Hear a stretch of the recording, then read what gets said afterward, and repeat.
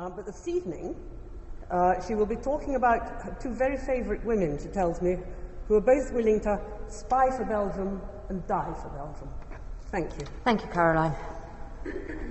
Hello and good evening, Your Excellency, and members of the Anglo-Belgian Society, and it's certainly a great privilege to be here speaking to you tonight, and thank you very much for inviting me.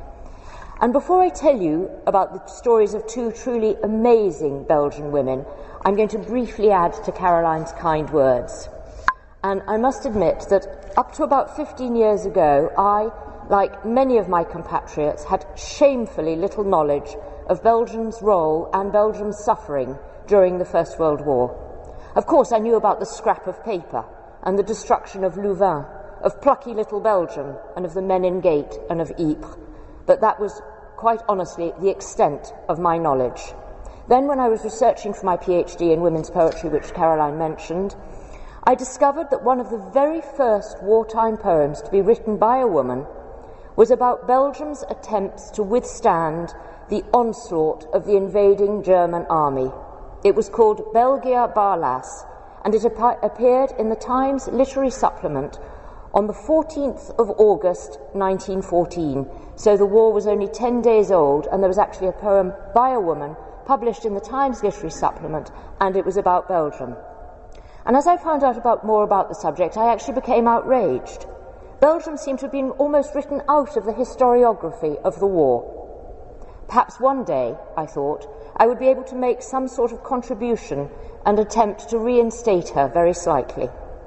The time came a couple of years ago when I actually began the research for my recently published book, We Also Served, The Forgotten Women of the First World War.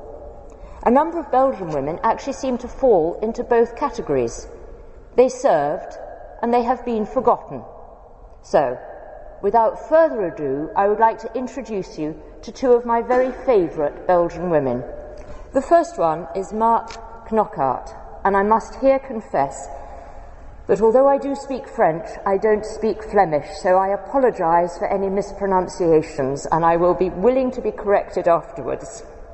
But in the summer of 1914, 22-year-old Marthe was at home just outside West-Roosbrugge, enjoying a holiday from her medical studies at the University of Ghent. Although she was far from unaware of the German army's advance into her homeland, she had very little idea of how directly this would impact upon her, until her father rushed into their farmhouse on August the 2nd, saying, "The Germans have invaded Belgium." With the small Belgian army in headlong retreat, her home, like that of countless others, was set alight by the invaders. She writes, "We stared fascinated at the conflagration till my mother gave a moan like an animal in pain, and then we walked slowly away from our home and into a life that would have been unimaginable only days earlier." The family escaped with barely their lives, and she and her very well-to-do parents found themselves in Roulet, near the German front line at Dixmude. To survive, her family ended up running a cafe frequented by German troops, 3 of whom were actually billeted upon them. Many affluent Belgians now actually found themselves working in lowly positions, often acting as servants and washerwomen for the German soldiers. Whilst women in free countries knitted socks for their soldiers, Belgian women were forced to wash those belonging to the invading army. However, due to her medical training, Marthe was conscripted as a nurse to the nearby German military hospital. As her time in the hospital wards increased, she actually found her loyalties dividing. As a patriot, she loathed Germany for invading her homeland. But as a humanitarian, she empathised with the sufferings of her German patients. And as a human being, she saw that not all soldiers were evil. Her feelings help us to understand, I think, the actions of those who post both world wars were actually condemned and branded as collaboratrices. Continuing to hate a person with whom one has daily interactions can actually be quite hard. And nurses' reactions and experiences were in contrast to those of the majority of British women who had no contact with German individuals and simply saw the Hun as uniformly evil. Nevertheless, from the very beginning, Marthe took significant risks. She facilitated the escape of Allied soldiers who had been brought in as patients, frequently paying for their escape out of her own pocket. When she presented her bill to the British government after the war, they declined to pay up. However, she accepted that if caught, she would face the death penalty, a penalty which those of you familiar with the story of Edith Cavell will know the Germans were unafraid of handing down. Marthe's actions in helping the soldiers escape brought her to the attention of a spy network in Roulet, but her initial reaction to the family friend who tried to recruit her as a spy was filled with horror. Although she knew that spies existed, she had regarded them as things inhuman and far removed from my own sphere. Her mother, who would live to regret her defiant words, was more enthusiastic. I give her willingly and proudly, just as I have given my sons. Marthe's acquiescence only occurred after considerable soul-searching, mental anguish, and, of course, fear for her life.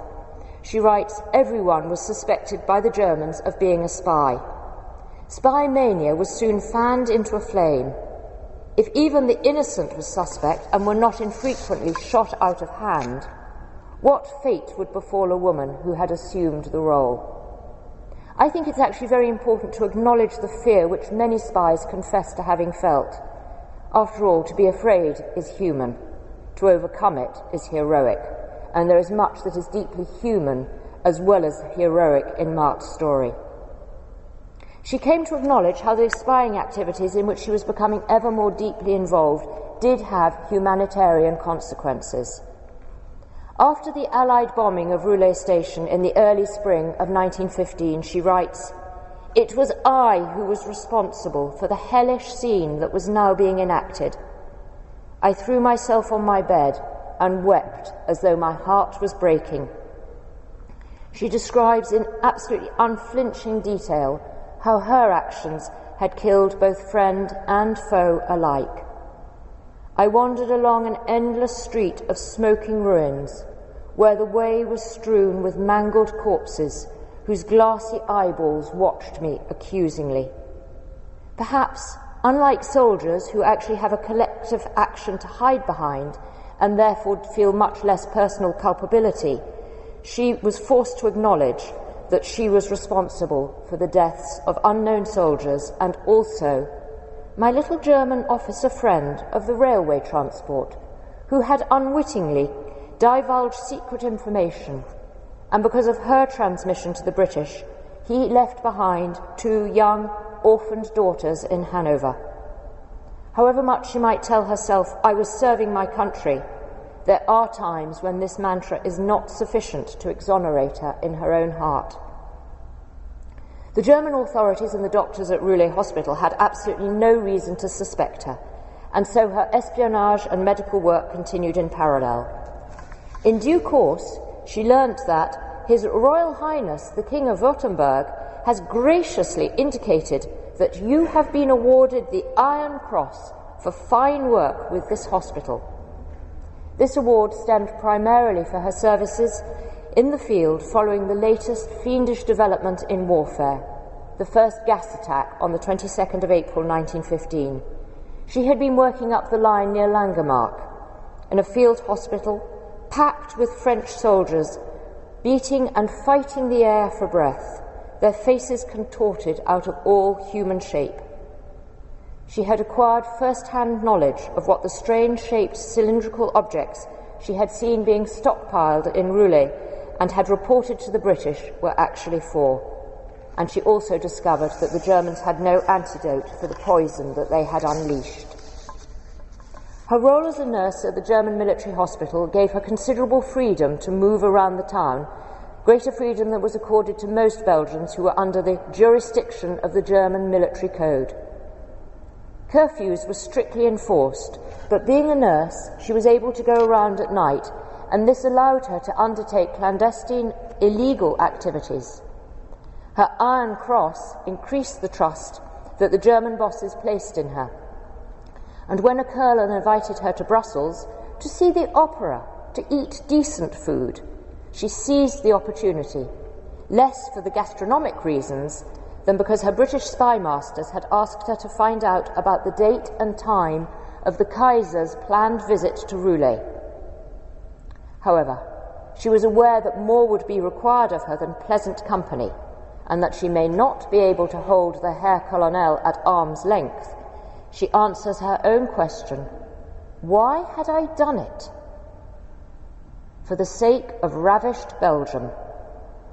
In theory at least, being ravished herself would simply mean that she was sharing her motherland's fate. However, when confronted by the Colonel making very clear the payment that he expected for his hospitality, she successfully escaped. In Brussels, she sees how her countrywomen were caught in what she calls a holocaust of degradation over which they had no control. She realized the stark choice confronting many Belgian women. It was to become what is now euphemistically known as comfort women, or quite simply starve. Back in Roulet, the net began closing around her. Her reluctance to actually become a German agent may have aroused suspicions. Forgetting the warning that was given to her by the woman who recruited her as a spy, if you are caught, it will probably be your own fault, she actually falls into a trap that the Germans had set for her, and in November 1916 she was arrested and threatened with sexual assault by her interrogator. Are you going to tell me, or do I have to resort to other measures? Resisting all forms of coercion, she was brought to trial, actually agreeing in her heart with the wardress who taunts her, there is but one fate for a spy. Her refusal to speak anything but her native Flemish, her mother tongue, even though she spoke fluent German, did not endear her to her German captors. The death sentence was called for and passed. Then the Roulet Military Hospital's head doctor brought to the court's attention the Iron Cross citation. She had risked her life in the field. Her sentence was actually commuted to life imprisonment in Ghent. She writes, "So I began an unending regime without soul or mercy, but buoyed up with a burning conviction that deliverance would come." It came finally in November 1918, 2 years after her arrest. Weakened almost beyond recognition, out we streamed, half-crazed men and women, into the arms of the British advance guard.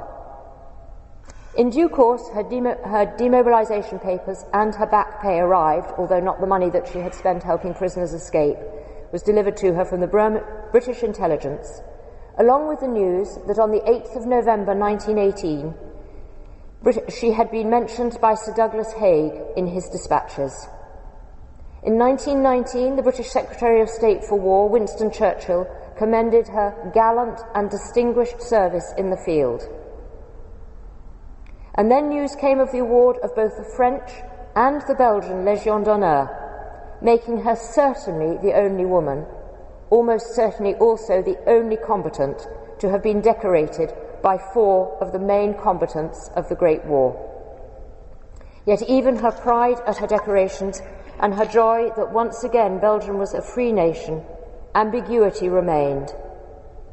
I shall always remember some of the nobler emissaries, men of all ranks, who came with the grey wave. With the Second War looming, German interest in her was rekindled. It's possible that the 1933 film about her and the publication of her autobiography, I Was a Spy, and several other spy novels reminded the Germans of her actions. By the time the Second World War broke out, she was living in Manchester with an English husband, and she was actually listed in the Black Book of prominent British subjects who were to be arrested following the anticipated successful Nazi invasion of Britain.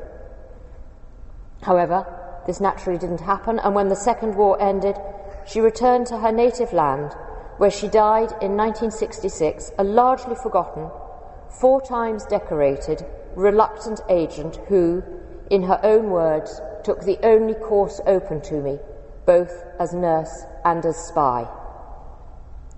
One of the reasons that when she was first recruited as a spy, Marthe had felt so outraged at this suggestion that she should spy was that before the First World War, female spies were, rightly or wrongly, believed to be recruited from amongst the demi-monde, or the horizontale, who supposedly indulged in pillow talk to pass on information to their spy masters. One rather surprising outcome of the First World War was spying, or female intelligence became, if one was on the right side, of course, respectable.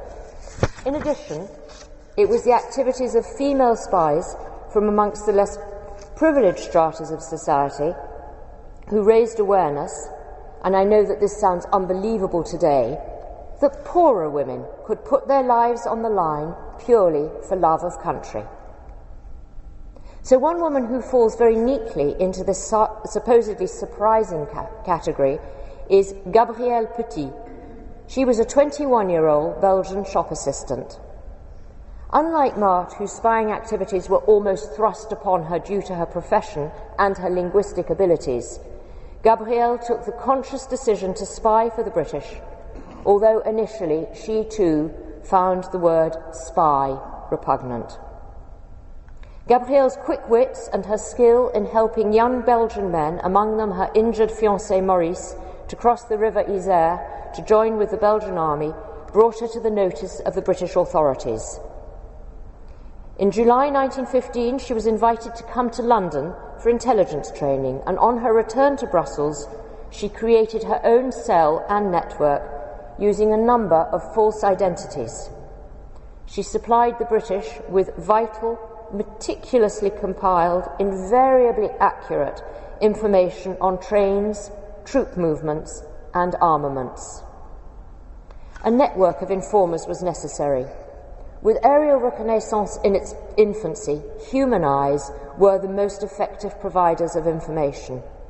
And despite the complexity of the information required, Gabrielle's reports about troop movements, including ones around Maubeuge and Lille in France, were invariably accurate. And for a while, she was very adept at moving around undetected by the watchful Germans. The British authorities actually saw her as one of their main and most reliable agents behind enemy lines. And at the same time as running her spy network, she became a key distributor of the underground newspaper called La Libre Belgique and the covert mail service known as Le Mot du Soldat.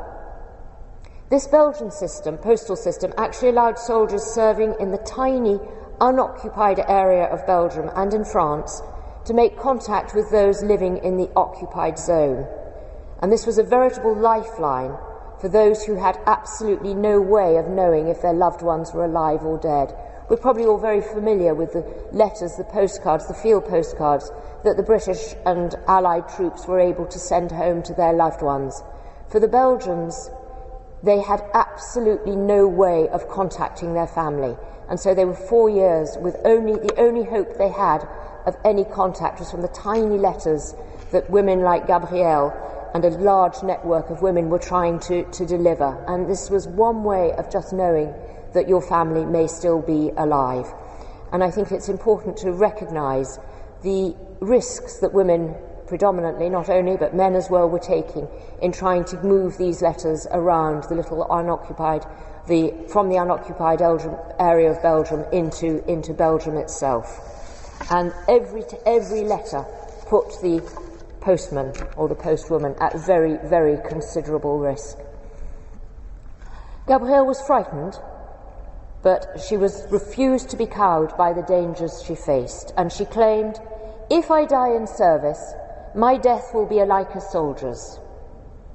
However, the German occupiers were becoming increasingly suspicious of her, and her luck gave out on the 20th of January 1916. She was actually betrayed by a Dutchman working for the Germans, and in a last letter to her sister she admits that she had let her guard down, and she advises her sister never to trust anyone. Multiple interrogations followed her arrest, and she seized every opportunity to stress her loathing of the Boche occupiers of her homeland. Tant et violente la haine que j'ai pour votre race. Such is the extent of my hatred for your race. Unsurprisingly, this did little to endear her to her captors, and the sentence of death by firing squad was passed, a sentence which, according to her sister Hélène, she accepted with impressive sang-froid. She was imprisoned in St Giles Prison in Brussels, where a plaque commemorates her, as well as Edith Cavell and the other women's incarceration there during the first German occupation. Hélène's last conversation with her shows a woman who had been so outraged by the German behaviour towards her compatriots that she would stop at nothing to ensure their defeat. On the 1st of April 1916, dressed in white, with pink ribbons in her hair, stressing both her purity and her femininity, she was taken from the prison to the Tir National, where, rejecting the steadying arm of a German soldier, she approached the stake. Refusing the proffered blindfold, she told her assembled executioners, "Je n'ai pas besoin de votre aide. Vous allez voir comment une jeune fille belge sait mourir. I do not need your assistance. You are going to see how a young Belgian woman knows how to die." Seconds later, unable even to finish her proclamation, "Vive le roi, vive la," she lay dead. Rumour has it that 2 of the firing squad refused to shoot her, and they were instantly executed themselves. On the 27th of March 1919, her body was exhumed. At an elaborate funeral attended by Queen Elizabeth of the Belgians and Prime Minister Delacroix, the Queen awarded Gabrielle Petit the Croix de l'Ordre de Léopold. School children were subsequently issued with postcards quoting her last words, also inscribed on the statue, and encouraging them to emulate her patriotism. Recently, in a book held by the Imperial War Museum Library, I read that the Belgian contributor to the international Feminae Patriae Defensor compiled expressly to commemorate women's contribution to the war effort, patronisingly considered it somewhat surprising, although reassuring, that even those from the humblest and most uneducated classes could experience such fervid love of country. Pride in her love of country defines Gabrielle. Her statue at Place Saint-Jean in Brussels is not the representation of a martyred victim, but of a defiant young woman who, fully aware of the risk she was taking, accepted that her life, when weighed against Belgium's cause, counted for nothing. Marthe and Gabrielle are not Belgium's only heroic spies. Unfortunately, there's no time to tell you about others that Germany was determined to get even with the second time round when the Second War started, or those who died as defiantly as Gabrielle. Maybe there'll be another opportunity to come and talk to you over the centenary years about them, their contribution to final victory and to the liberation of plucky little Belgium. In the meantime, if you would like to see some slides about Gabrielle and Marthe and various landmarks that I've mentioned, if you actually go to my website, we were supposed to have a PowerPoint of them tonight, but the Colonel had first call on the technology, so unfortunately we couldn't do the PowerPoint. But if you look at my website, which is on the little card on the 2 photographs I've given you, I'll make sure that the slides are up there, and you can see the statue of Gabrielle, the picture of Marthe, and 1 or 2 of the other patients I've mentioned. And also my recently published book does tell the story of Marthe and Gabrielle and other women in greater detail. But unfortunately, I believe that I've just about reached the limit of my time, so I hope that you have found that interesting, and if anybody's got any questions, I would be happy either to answer them now or speak to you afterwards. Thank you.